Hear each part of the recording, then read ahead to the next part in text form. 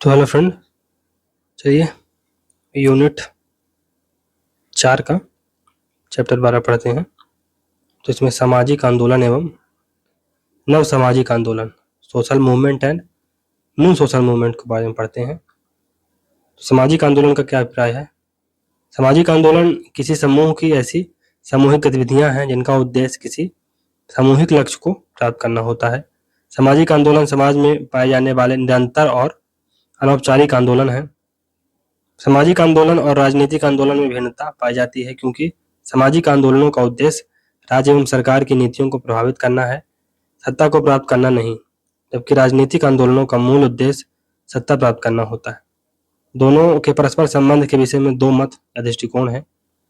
पहला है रुडोल्फ हैबरली के अनुसार सामाजिक और राजनीतिक आंदोलन कमोबेश एक समान होते हैं। इनके अनुसार सभी सामाजिक आंदोलनों के परिणाम राजनीतिक होते हैं। इसलिए यह तथ्य महत्वपूर्ण नहीं है कि संघर्ष करने वाले लोग राजनीतिक सत्ता की प्राप्ति करना चाहते हैं या उन्हें प्रभावित करना चाहते हैं। दूसरा है फ्रैंक एवं मार्ता फुंटेस के अनुसार सामाजिक एवं राजनीतिक आंदोलनों के मध्य स्पष्ट अंतर पाया जाता है, क्योंकि सामाजिक आंदोलन के द्वारा सरकार व सत्ता पर नियंत्रण का प्रयत्न नहीं किया जाता, अपितु व्यक्तियों की स्वतंत्रता और अधिकार की रक्षा के लिए संघर्ष किया जाता है। सामाजिक आंदोलन का संघर्ष सामाजिक परिवर्तन और सामाजिक न्याय के लिए होता है। सामाजिक आंदोलन पहचानगत आंदोलन से भी भिन्न होते हैं, क्योंकि पहचानगत आंदोलन जाति एवं निर्जातिवाद यानी एथनिसिटी पर आधारित होते हैं। उदाहरण के लिए गुर्जरों द्वारा आरक्षण की मांग के लिए किया गया आंदोलन पहचानगत यानी आइडेंटिटी बेस्ड मूवमेंट है। आइडेंटिटी बेस्ड मूवमेंट यानी पहचानगत आंदोलन में किसी समूह विशेष के हितों की पूर्ति का प्रयत्न किया जाता है, जबकि सामाजिक आंदोलन समूचे समाज के कल्याण से संबंधित होता है। सामाजिक आंदोलन द्वारा राज्य या सरकार के विरुद्ध सीधी कार्यवाही की जाती है, डायरेक्ट एक्शन होता है। उदाहरण के लिए हड़ताल, धरना व विरोध प्रदर्शन के द्वारा अपनी मांग प्रकट की जाती है। सामाजिक आंदोलनकारी संवैधानिक मार्ग का भी सहारा लेते हैं। इसके अंतर्गत वे न्यायालय में याचिका दायर करते हैं तथा सरकार के समक्ष ज्ञापन प्रस्तुत करते हैं। सामाजिक आंदोलन व नव सामाजिक आंदोलन में निम्नलिखित भिन्नताएं। पहला, परंपरागत सामाजिक आंदोलन किसानों और श्रमिकों का आंदोलन था, जो मूलतः वैचारिक आधार पर चलाया गया, जबकि नव सामाजिक आंदोलन मूलतः पर्यावरणीय आंदोलन, महिला आंदोलन, शांति आंदोलन, उपभोक्ता आंदोलन एवं नागरिक अधिकार आंदोलन से संबंधित है। दूसरा, नव सामाजिक आंदोलन यूरोप में वर्ष 1960 और 70 के दशक में प्रारंभ हुआ, जिसका प्रभाव भारत जैसे लोकतंत्र पर भी पड़ा। नव सामाजिक आंदोलन यानी न्यू सोशल मूवमेंट। परंपरागत सामाजिक आंदोलन मार्क्सवादी चिंतन से प्रभावित था। इसमें समाज को दो विरोधाभासी वर्गों में विभाजित किया गया था, जबकि नव सामाजिक आंदोलन नव मार्क्सवादी चिंतन से प्रभावित है। इसके अनुसार समाज में अनेक समूह विद्यमान होते हैं। नव सामाजिक आंदोलन समाज के परिवर्तन के लिए लोकतांत्रिक माध्यमों का समर्थन करते हैं, वर्ग संघर्ष और हिंसात्मक आंदोलन के पक्षधर नहीं है। मार्क्सवादी चिंतन अर्थव्यवस्था को प्राथमिक महत्व प्रदान करते हैं, जबकि नव सामाजिक आंदोलन द्वारा सांस्कृतिक, वैचारिक, राजनीतिक, लैंगिक और नृजातीय कारणों पर अधिक बल प्रदान किया जाता है। परंपरागत सामाजिक आंदोलन मूलतः मजदूरों और किसानों के आंदोलन थे, जबकि नव सामाजिक आंदोलन पर्यावरण, समलैंगिक अधिकार, लेस्बियन और अल्पसंख्यकों के हितों से संचालित होते हैं। इसके प्रमुख प्रतिपादकों में हैबरमास हैं। परंपरागत सामाजिक आंदोलनों का मुख्य केंद्र व्यक्ति के जीवन के आर्थिक पक्ष को सुदृढ़ करना था और किसानों, मजदूरों की भौतिक आवश्यकताओं को पूर्ण करने पर बल दिया गया। नव सामाजिक आंदोलन उत्तर भौतिकता या उत्तर भौतिकवादी आंदोलनों मूल्यों पर बल देते हैं। उनके द्वारा शांति आंदोलन, परमाणु हथियार विरोधी आंदोलन, उपभोक्ताओं के हितों के लिए संचालित आंदोलन शामिल है। नव सामाजिक आंदोलन के द्वारा पूंजीवाद एवं परंपरागत साम्यवादी विचार को अस्वीकार कर दिया गया। नव सामाजिक आंदोलनों का मूल आधार नागरिक समाज है। इसमें छात्र, पत्रकार, मानव अधिकार कार्यकर्ता शामिल होते हैं। हार्बर्ट मार्क्यूज के अनुसार नव सामाजिक आंदोलन भौतिकवादी, पूंजीवादी और वैज्ञानिक मूल्यों के विरुद्ध है। फिर पर्यावरणीय आंदोलन। भारत में वर्ष 1970 के दशक में पर्यावरणीय आंदोलन प्रभावी रूप में शुरू हुआ। भारत में पर्यावरणीय आंदोलन का संबंध निम्नलिखित मुद्दों से जुड़ा है। पहला, संसाधनों पर नियंत्रण। दूसरा, पर्यावरण की रक्षा। तीसरा, पारिस्थितिकीय संतुलन बनाए रखना। चौथा अपनी संस्कृति की रक्षा के लिए आंदोलन। भारत में पारिस्थितिकी आंदोलन किसानों और जनजातियों से जुड़े हैं, जिनकी आजीविका वन, नदी और जलाशय इत्यादि प्राकृतिक संसाधनों से संबंधित है। घनश्याम शाह ने भारत में पर्यावरणीय सामाजिक आंदोलनों को निम्नलिखित रूपों में वर्गीकृत किया है। पहला, भूमि एवं वन पर आधारित आंदोलन, तो फॉरेस्ट और लैंड परिवेश आंदोलन। इसके अंतर्गत चिपको और अपिको आंदोलन सबसे महत्वपूर्ण है। चिपको और अपिको आंदोलन, इन आंदोलनों का उद्देश्य निम्नलिखित है। अच्छा, एक बात और याद रखिएगा, जो चिपको आंदोलन था ये अप्रैल 1973 में शुरू हुआ था और अपिको आंदोलन ये सितंबर 1983 में। सबसे पहले चिपको आंदोलन था, उसके बाद अपिको आंदोलन आया था। थोड़ा सा टेक्निकल चीजें हैं, इनको याद रखिएगा, कभी कभी क्रोनोलॉजी पूछ लेता है, तो ये एक क्वेश्चन बन सकता है। तो इन आंदोलनों का मुख्य उद्देश्य निम्नांकित था। कौन सा था? पहला, वन संसाधनों पर आम जनता का नियंत्रण। दूसरा, प्राकृतिक संसाधनों का गैर वाणिज्यिक प्रयोग। तीसरा, भूमि अपरदन से बचाव। चौथा, सामाजिक न्याय एवं मानवाधिकार की रक्षा। दूसरा है समुद्री संसाधन और मत्स्य पालन से संबंधित आंदोलन। इसमें केरल के परंपरागत मछुआरों का आंदोलन और उड़ीसा में चिल्का बचाओ आंदोलन प्रमुख है। इसमें यह मांग की गई कि मछली मारने के अत्यधिक मशीनीकृत तरीके से पर्यावरण असंतुलित हो रहा है। तीसरा है औद्योगिक प्रदूषण से संबंधित आंदोलन। इसमें भोपाल में जहरीली गैस मोर्चा, बिहार में गंगा मुक्ति मोर्चा, मध्य प्रदेश के पहाड़ी इलाकों में शहडोल अवैध खनन के विरुद्ध आंदोलन, केरल में केरल साहित्य परिषद एनजीओ द्वारा पेरियार नदी को साफ करने का आंदोलन आते हैं। चौथा है विकास परियोजनाओं एवं बांधों से संबंधित आंदोलन। केरल साहित्य परिषद द्वारा साइलेंट वैली आंदोलन आरंभ किया गया। ये कब स्टार्ट हुआ था? 1973 में ये भी स्टार्ट हुआ था।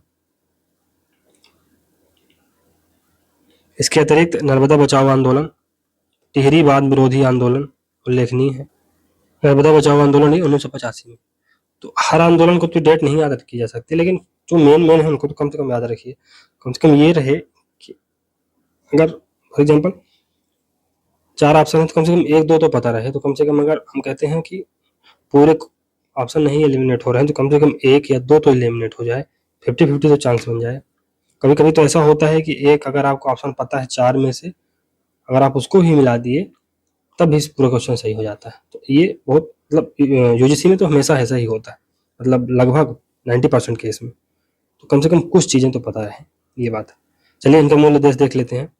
इसमें पहला था वनों की रक्षा करना, दूसरा पारिस्थितिकी असंतुलन को दूर करना, तीसरा विध्वंसात्मक विकास को प्रतिबंधित करना, चौथा विस्थापनों का उचित पुनर्वास, चौथा है ना विस्थापितों का उचित पुनर्वास, पांचवा है विकास नीतियों के निर्माण में आम लोगों की सहभागिता सुनिश्चित करना, छठवां है महाराष्ट्र में एनरॉन एवं दाभोल पावर प्रोजेक्ट के विरुद्ध आंदोलन, सातवां दून घाटी में खनन परियोजनाओं के विरुद्ध आंदोलन, सातवां आठवां बढ़ते पर्यटन के विरुद्ध हिमालय बचाओ आंदोलन, फिर नौवां है विशेष आर्थिक क्षेत्रों स्पेशल इकोनॉमिक जोन्स के विरुद्ध आंदोलन। पर्यावरणीय आंदोलन का प्रारंभ यूरोप अमेरिका में देखा गया, विशेष तौर पर राचेल कार्सन के द्वारा लिखी गई पुस्तक साइलेंट स्प्रिंग के द्वारा कीटनाशों के दुष्परिणामों को उल्लेखित किया गया।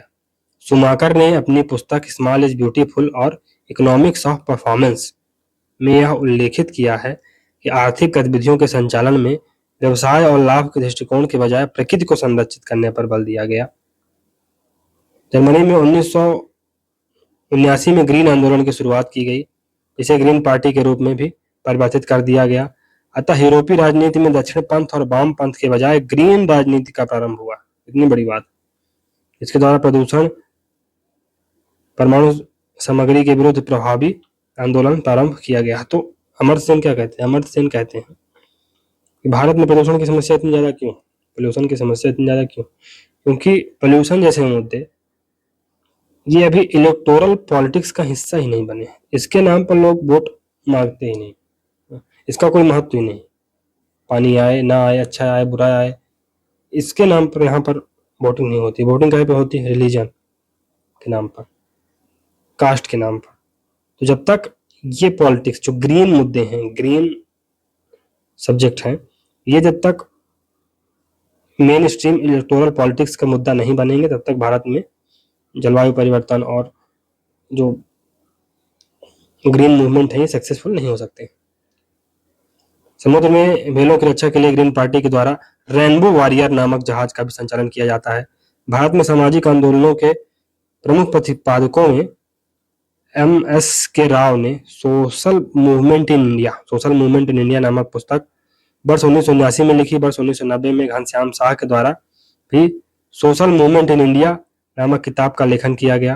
रामचंद्र गुहा ने एनवायरमेंटलिज्म वर्ष 2000 नामक पुस्तक लिखी तथा अनक्वाइट बूट्स नामक रचना में चिपको आंदोलन का प्रभावी चित्रण किया।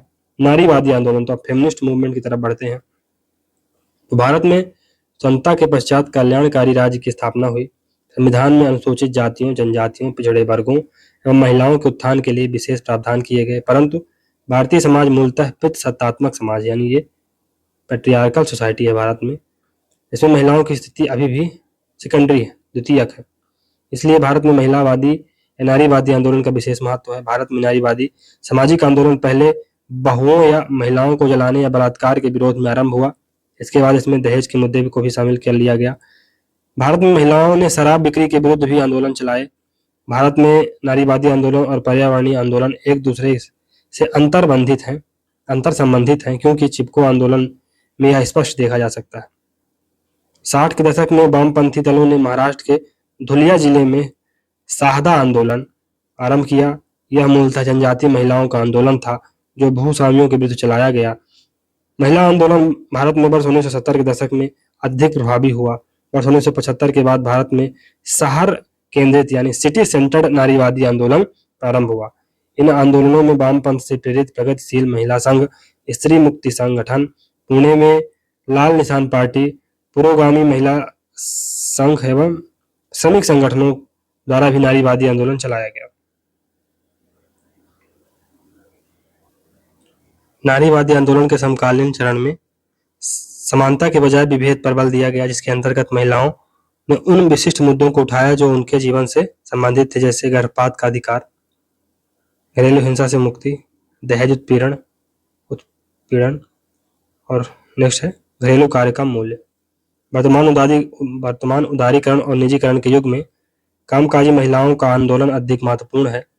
इनके लिए निम्नलिखित मुद्दे महत्वपूर्ण हैं। पहला, कार्यस्थल पर यौन उत्पीड़न के विरुद्ध आंदोलन, तो sexual harassment at work place के अगेंस्ट मूवमेंट। दूसरा है कार्यस्थल पर शारीरिक सुरक्षा की मांग।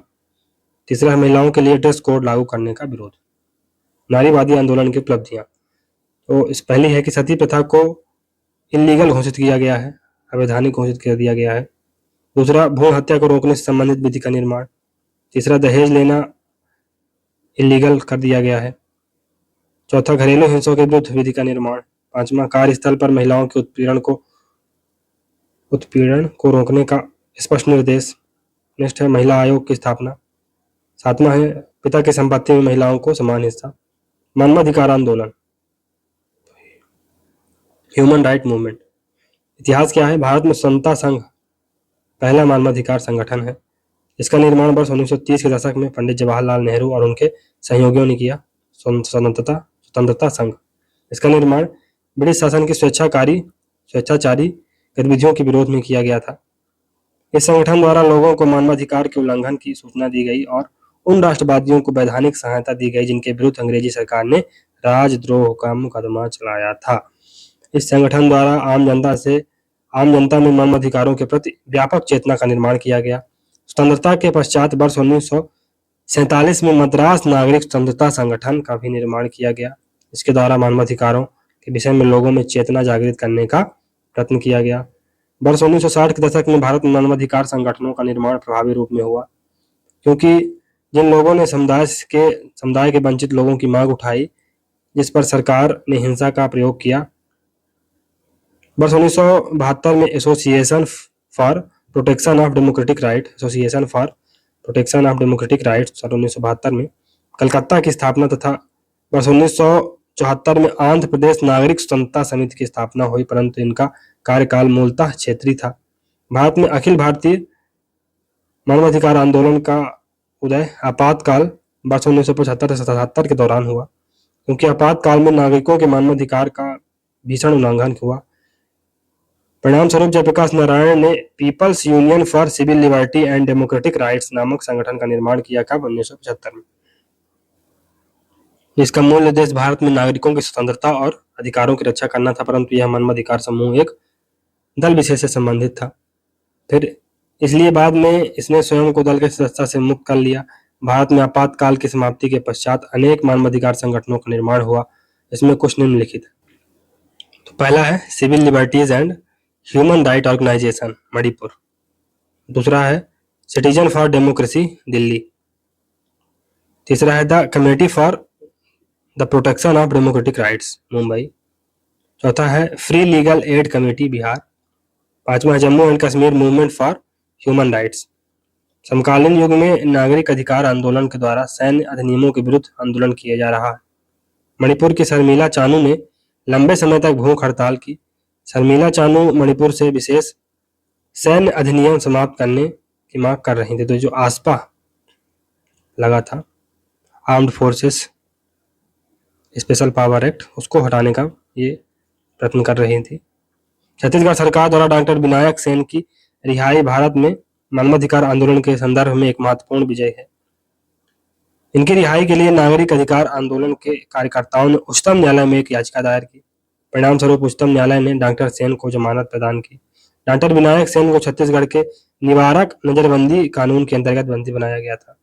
जम्मू और कश्मीर में सोफिया हत्याकांड के विरोध में नागरिक अधिकार आंदोलन के लोगों ने प्रदर्शन किया और वे जम्मू कश्मीर से सेना हटाने की मांग भी कर रहे थे।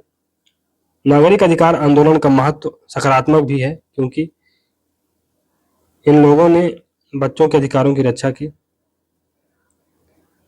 के लिए आंदोलन किया और बाल श्रम को समाप्त करने की मांग उठाई। अनुसूचित जातियों, जनजातियों एवं महिलाओं के शोषण के विरुद्ध भी आंदोलन किया जा रहा है। इसलिए भारत जैसे देश में नागरिक अधिकारों का अभिप्राय व्यापक है। प्रत्येक व्यक्ति को गरिमामय जीवन की परिस्थितियां उपलब्ध कराना इनकी मांग है, क्योंकि भारत में अभी भी किसान आर्थिक मजबूरी के कारण आत्महत्या को विवश है। फिर सामाजिक आंदोलन एवं लोकतंत्र का संबंध। समाज में मतभेद सदैव विद्यमान होते हैं और राजनीतिक व्यवस्था द्वारा अनेक विवाद हल किए जाते हैं, तो दूसरी ओर नए विवाद जन्म ले लेते हैं। इसलिए मतभेद या असहमति आंदोलन की मुख्य विशेषता है। सामाजिक आंदोलन लोगों की समस्याओं और शिकायतों को अभिव्यक्त करने का एक माध्यम है। स्वस्थ लोकतंत्र हेतु राज्य एवं सरकार पर समाज का नियंत्रण आवश्यक है। सामाजिक आंदोलन जनसामान्य की ही मांगे हैं, जिन्हें राजनीतिक व्यवस्था उपेक्षित कर देती है। इसलिए सामाजिक आंदोलन लोकतंत्र के लिए सकारात्मक और महत्वपूर्ण है। अन्य दृष्टिकोण के अनुसार सामाजिक आंदोलन निरर्थक है। ये बेहतर सामाजिक व्यवस्था के मार्ग में बाधा है। इस दृष्टिकोण के अनुसार असहमति अच्छी नहीं है और इसे सहन भी नहीं किया जा सकता। इसलिए सामाजिक आंदोलन गैर जिम्मेदार आंदोलन है जो समाज में अव्यवस्था उत्पन्न करते हैं, परंतु ज्यादातर सिद्धांतकार इस मत से असहमत हैं। विशेषकर उत्तर आधुनिक विचारकों के अनुसार, जो पोस्ट मॉडर्निस्ट थिंकर है, उनके अनुसार सामाजिक आंदोलन लोकतांत्रिक बहुलवाद का उदाहरण है। तो ये डेमोक्रेटिक प्लूरलिज्म का उदाहरण है। यह आवश्यक है क्योंकि वर्तमान उदारीकरण और भूमंडलीकरण के युग में व्यक्ति के जीवन पर राज्य और बाजार दोनों का अतिक्रमण हो रहा है। ऐसी परिस्थितियों में सामाजिक आंदोलन का महत्व निर्विवाद है। महत्व पहला है कि सामाजिक आंदोलन लोगों की राजनीतिक चेतना के परिणाम है और यह जन चेतना की ही एक अभिव्यक्ति है। दूसरा, इसके द्वारा लोगों की राजनीतिक मुद्दों पर सहभागिता में वृद्धि होती है। नेक्स्ट है कि ये संघर्ष के कार्यक्रम को लोगों के समक्ष रखते हुए राजनीतिक भागीदारी और जन चेतना का निर्माण करते हैं, जो लोकतंत्र की रीढ़। सामाजिक आंदोलनों के द्वारा समाज और आर्थिक लोकतांत्रिक होता है। तो सामाजिक आंदोलन द्वारा समाज और अधिक लोकतांत्रिक होता है, क्योंकि इससे समाज के वंचित वर्गों को अपनी मांग रखने का अवसर प्राप्त होता है। सामाजिक आंदोलन जनसाधारण की आकांक्षाओं, आवश्यकताओं और अपेक्षाओं को व्यक्त करते हैं। परिणाम स्वरूप नीति निर्माताओं को सतर्क और जवाबदेह बनाते हैं। सामाजिक आंदोलनों द्वारा समूचे समाज के हितों की पूर्ति की जाती है। निष्कर्ष, समकालीन युग में सामाजिक आंदोलनों की पर्यावरण की रक्षा और नागरिक अधिकारों की रक्षा के संदर्भ में उल्लेखनीय भूमिका है। औपचारिक लोकतंत्र की सीमाएं और सामाजिक आंदोलन, तो फॉर्मल डेमोक्रेसी होती है, उसकी क्या सीमाएं हैं, और सामाजिक आंदोलन तो हैबरमास जैसे प्रसिद्ध विचारकों के अनुसार उत्तर आधुनिक समाज में लोकतांत्रिक व्यवस्था व्यक्तिक स्वतंत्रता यानी पर्सनल लिबर्टी और समानता तथा बंधुत्व दायित्व की पूर्ति में असक्षम है। लोकतंत्र एक तकनीकी सत्ता तंत्र में परिवर्तित होता जा रहा है और राज्य के लिए अब उपभोक्ता वर्ग सबसे महत्वपूर्ण बन चुका है। इसलिए सामाजिक आंदोलन व्यक्तियों के सार्वजनिक और निजी जीवन के बचाव के लिए अधिक महत्वपूर्ण है। रजनी कोठारी के अनुसार भारत में लोकतंत्र बढ़ते भ्रष्टाचार और अपराधीकरण के कारण आम लोगों के लिए एक तमाशा बन गया है तथा लोगों में असंतोष और निराशा व्याप्त है। इसलिए सामाजिक आंदोलन ही इनके लिए आशा की एकमात्र किरण है। A.R. देसाई के अनुसार भारतीय संसदीय लोकतंत्र जनता के यथार्थ अधिकारों को विस्तृत करने में अपर्याप्त सिद्ध हुआ है। इसलिए सामाजिक आंदोलनों का महत्व निर्विवाद है। औपचारिक लोकतंत्र की खामियां परंपरागत, तो इसमें परिस्थितियों के अनुसार परिवर्तन नहीं हो पाता। ये किसी निश्चित उद्देश्य को प्राप्त करने के बजाय उसमें बाधा उत्पन्न करते हैं। समाज में कोई भी संस्था सभी व्यक्तियों की आवश्यकताओं को पूर्ण करने में सक्षम नहीं होती। सरकार के लिए कभी कभी प्रक्रियाएं प्राथमिक हो जाती हैं तथा उद्देश्य द्वितीयक। निष्कर्ष, भारतीय लोकतंत्र की सफलता उल्लेखनीय है क्योंकि इतनी अल्पकालीन अवधि में समाज में निर्णायक परिवर्तन हुए। इसलिए लोकतंत्र को और प्रभावशाली बनाने के लिए सामाजिक आंदोलनों की भूमिका सहायक और पूरक होती है। सामाजिक आंदोलन, दबाव समूह तथा राजनीतिक दल। दबाव समूहों के द्वारा केवल एक विशेष समूह के हितों की पूर्ति का प्रयत्न किया जाता है, जबकि सामाजिक आंदोलन समूचे समुदाय के कल्याण के लिए कार्य करते हैं।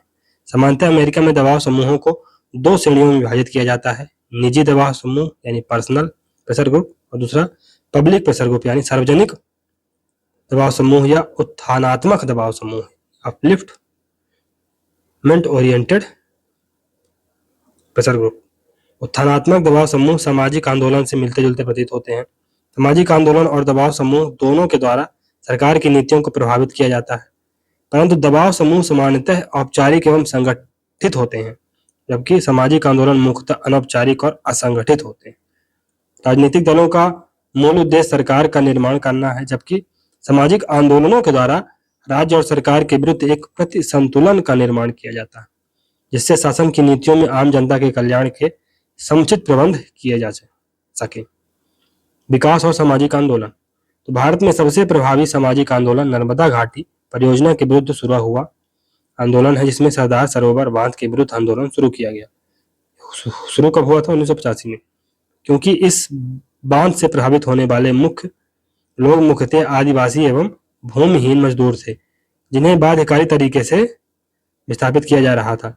नर्मदा घाटी परियोजना के अंतर्गत 30 बड़े, 130 मध्यम एवं 3000 से ज्यादा छोटे बांधों के निर्माण की योजना थी। इस परियोजना को आर्थिक विकास के आधार पर औचित्यपूर्ण माना गया तथा यह भी तर्क प्रस्तुत किया गया कि इससे सूखा प्रभावित क्षेत्रों को पीने के पानी की सुविधा उपलब्ध होगी और गुजरात सरकार के द्वारा इसे गुजरात सरकार की जीवन रेखा की संज्ञा दी गई। यद्यपि सरकार के दावों पर अनेक लोगों ने सवाल उठाए। आलोचकों के अनुसार इस परियोजना द्वारा सौराष्ट्र के 6 जिलों में से 3 जिलों जामनगर, जूनागढ़ और अमरेली को पानी पहुंचाने का प्रावधान नहीं था, जबकि ये अत्यधिक सूखा प्रभावित क्षेत्र है। इसलिए इस बांध के निर्माण का लाभ मुख्यतः बड़ोदरा, अहमदाबाद, खेड़ा, गांधीनगर, सुरेंद्र नगर को प्राप्त होगा, जो पहले से ही संपन्न क्षेत्र है। इसलिए सरदार सरोवर परियोजना से जिन 70 तालुकाओं को लाभ प्राप्त होगा, उसमें केवल 20 ही सूखा प्रभावित क्षेत्रों में आते हैं। यह बिंदु उल्लेखनीय है कि भारतीय लोकतंत्र के आरंभिक दशकों में विकास के लिए भारी उद्यमों एवं बड़े बांधों पर पर्याप्त बल दिया गया, लेकिन वर्तमान समय में विकास के इस मॉडल पर अनेक प्रश्न उठाए जा रहे हैं, क्योंकि आलोचकों के अनुसार ये विषमता मूलक, पर्यावरणीय रूप में सतत विकास के विरोधी तथा गैर लोकतांत्रिक भी हैं, क्योंकि लोगों के समान नागरिकता के अधिकारों का उल्लंघन होता है। इन परियोजनाओं से जो लाभ गिनाए जाते हैं वो महज तकनीकी और आर्थिक प्रकृति के होते हैं। इनमें इन बिंदुओं की अपेक्षा होती है कि इन परियोजनाओं से सर्वाधिक लाभ किसे पहुंच रहा है तथा किस समूह को इसकी सबसे बड़ी कीमत चुकानी पड़ती है। आधिकारिक रूप में इन परियोजनाओं का औचित्य सामान्य हित एवं राष्ट्रीय हित के आधार पर सिद्ध किया जाता है। विस्थापितों से यह अपेक्षा की जाती है कि वे सामान्य भलाई के नाम पर अपने हितों का परित्याग करें तथा इन बाधों के विरुद्ध आंदोलनकारियों को राष्ट्रीय हित का विरोधी भी माना जाता है। नर्मदा बचाओ आंदोलन द्वारा इन्हीं विस्थापित लोगों के हित के लिए आंदोलन किया गया और आंदोलन द्वारा लोगों के पुनर्वास पर प्रभावी बल दिया गया। आंदोलनकारियों के अनुसार पुनर्वास की नीति अप्रभावी है क्योंकि अच्छी भूमि की कमी है, इसलिए भूमि के बदले भूमि की क्षतिपूर्ति योजना प्रभावी नहीं हो पा रही।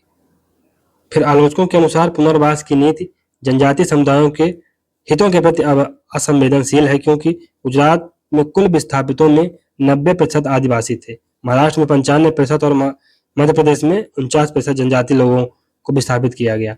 नर्मदा जल विवाद न्यायाधिकरण द्वारा जनजातियों के भूमि पर संपत्ति के अधिकारों को मान्यता नहीं दी गई क्योंकि उनके पास भूमि के वैधानिक एवं आधिकारिक दस्तावेज नहीं थे, बल्कि उनका इस भूमि पर नियंत्रण परंपरागत था, जिसे न्यायाधिकरण ने नहीं माना।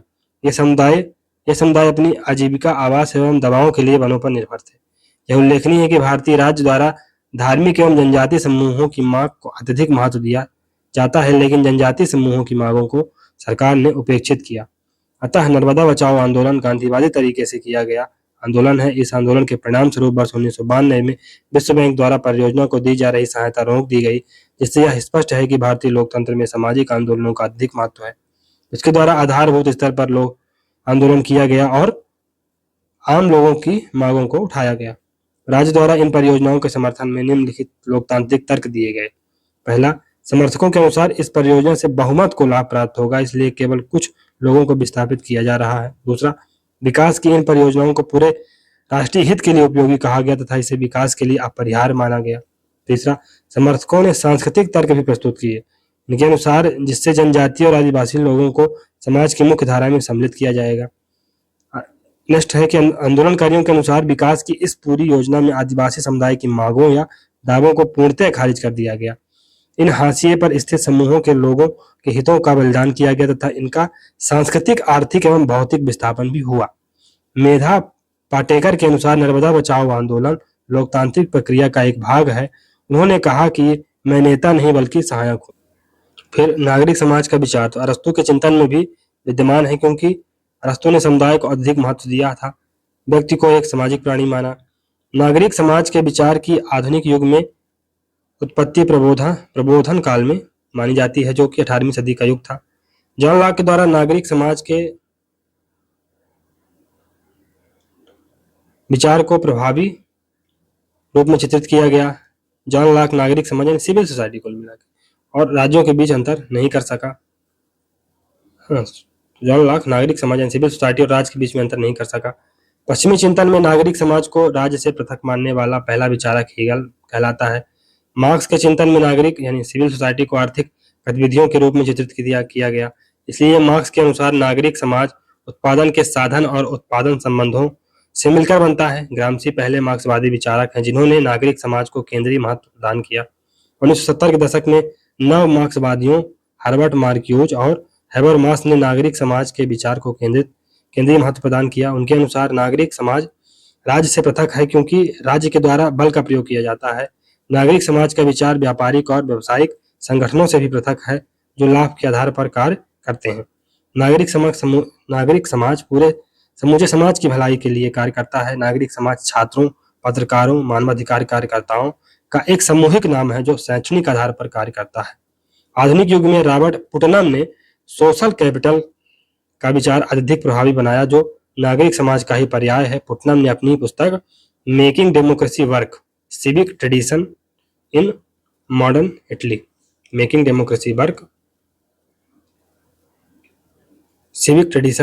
इटली में यह कहा कि लोकतंत्र की सफलता नागरिक समाज के प्रभावशाली होने पर निर्भर करती है। उन्होंने अपनी पुस्तक बोलिंग अलोन में कहा कि अमेरिका में सामाजिक पूंजी का अत्यधिक ह्रास हो रहा है। फिर विश्व में नागरिक समाज के बढ़ते प्रभाव के परिणाम स्वरूप वर्ष 2001 में वर्ल्ड सोशल फोरम नामक नागरिक समाज की स्थापना की गई। इसका नारा है अनदर वर्ल्ड इज पॉसिबल। इनके अनुसार नव उदारीकरण की यानी न्यू लिबरलिज्म की जो पॉलिसीज हैं, नीतियां हैं और बाजारवादी नीतियां हैं जो नीतियों और भूमंडलीकरण की समूची प्रक्रिया का विरोध किया गया। इनके द्वारा विश्व व्यापार संगठन की भी आलोचना की गई।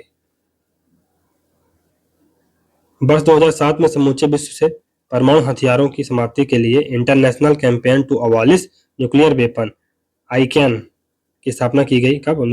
2007 में, जिसे 2017 में शांति का नोबेल पुरस्कार भी